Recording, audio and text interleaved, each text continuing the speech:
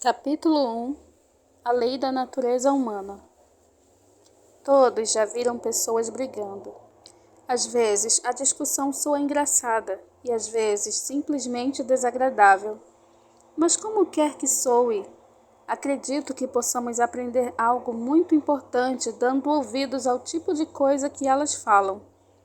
Elas dizem coisas do tipo: como você se sentiria se alguém fizesse o mesmo com você? Esse lugar é meu, eu cheguei primeiro. Deixe-o em paz, ele não está incomodando você. Você empurrou primeiro. Dê-me um pedaço da sua laranja, eu lhe dei um pedaço da minha. Vamos lá, você prometeu. As pessoas dizem coisas assim todos os dias. Tanto as bem-educadas como as mal-educadas, e tanto crianças como adultos. Agora, o que me interessa em comentários desse tipo é que a pessoa que os faz não está dizendo simplesmente que o comportamento do outro não lhe esteja agradando. Ela está apelando para um tipo de padrão de comportamento que espera que o outro conheça. E este último raramente responde: que se dane o seu padrão.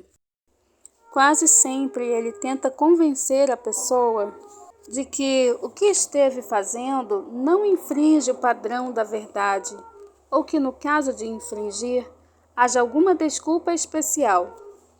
Ele alega que há alguma razão especial nesse caso particular, porque a pessoa que se sentou no lugar primeiro não deveria ocupá-lo, ou que as coisas eram bem diferentes quando ele recebeu o pedaço da laranja, ou que algum imprevisto tenha impedido de cumprir a sua promessa. Tudo nos leva a crer que ambas as partes tinham algum tipo de lei ou regra de justiça, comportamento digno ou moral ou coisa do tipo, sobre o que realmente concordam. E eles concordaram. Se não o tivessem feito, poderiam até mesmo lutar como animais, mas não conseguiriam brigar no sentido humano da palavra. O intuito da briga é mostrar que o outro está errado. Mas não teria sentido fazer isso a menos que você e ele tivessem algum acordo sobre o que é certo e errado. Da mesma forma, não teria sentido dizer que o jogador de futebol cometeu uma falta se não houvesse algum tipo de acordo sobre as regras do futebol.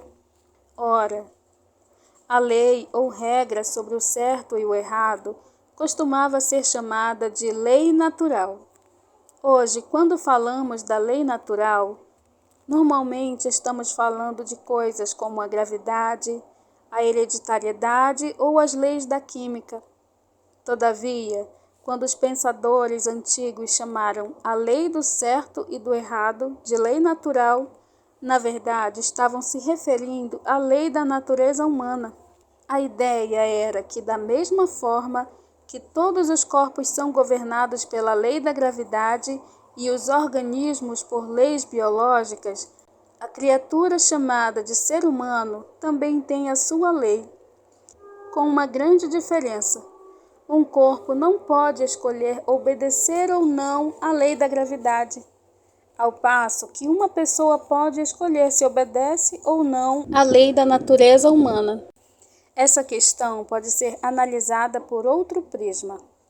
Qualquer indivíduo está sujeito a diferentes conjuntos de leis, mas há apenas uma lei a qual ele tem a liberdade de desobedecer. Como corpo, ele está sujeito à gravidade e não pode desobedecer a ela. Uma vez suspenso no ar, ele não tem outra opção a não ser cair feito uma pedra. Como organismo, ele está sujeito a várias leis biológicas, a que, como os animais, ele não pode desobedecer. Isto é, ele não pode desobedecer aquelas leis que compartilha com outras coisas.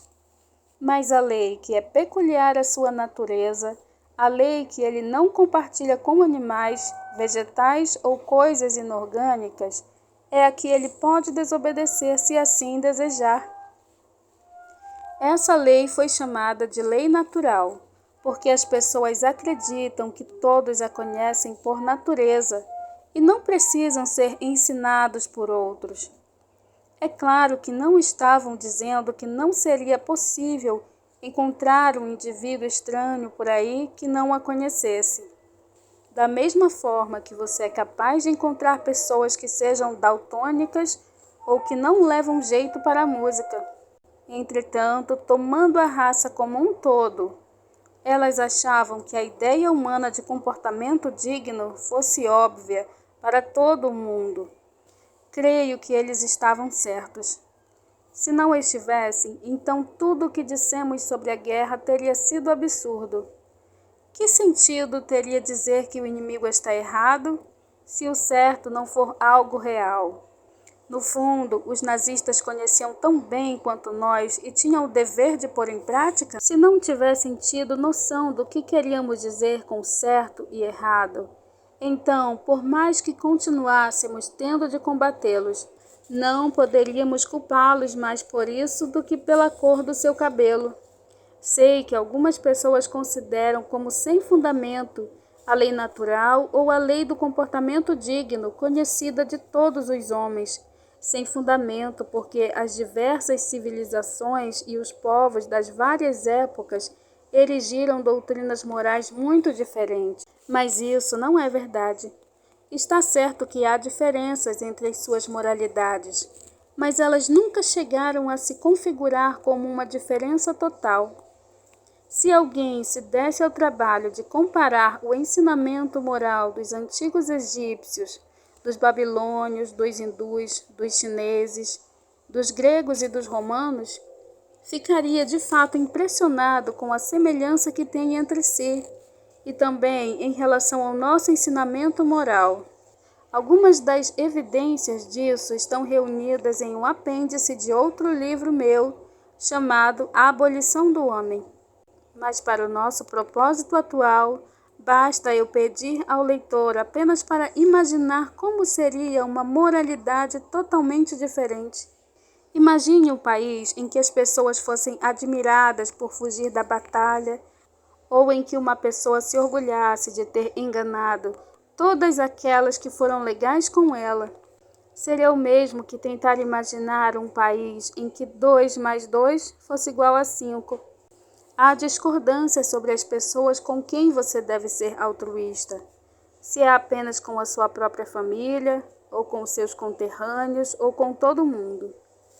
Mas é de comum acordo que você nunca deve se colocar acima dos outros, uma vez que o egoísmo jamais foi algo que causasse admiração.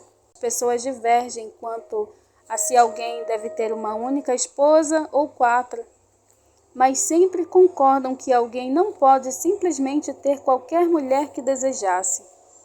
Mas o fato mais impressionante é o seguinte: mesmo que você consiga encontrar uma pessoa que afirme com toda a certeza que não crê que haja realmente o certo e o errado, essa pessoa vai apelar para isso logo em seguida. Ela poderá quebrar a promessa que fez a você, mas se você tentar quebrar a sua com ela, num piscar de olhos, ela ficará reclamando que não é justo. Uma nação pode até dizer que não liga para os tratados, mas então, no momento seguinte, ela passa a expor o seu caso dizendo que aquele tratado particular que os outros querem quebrar era injusto.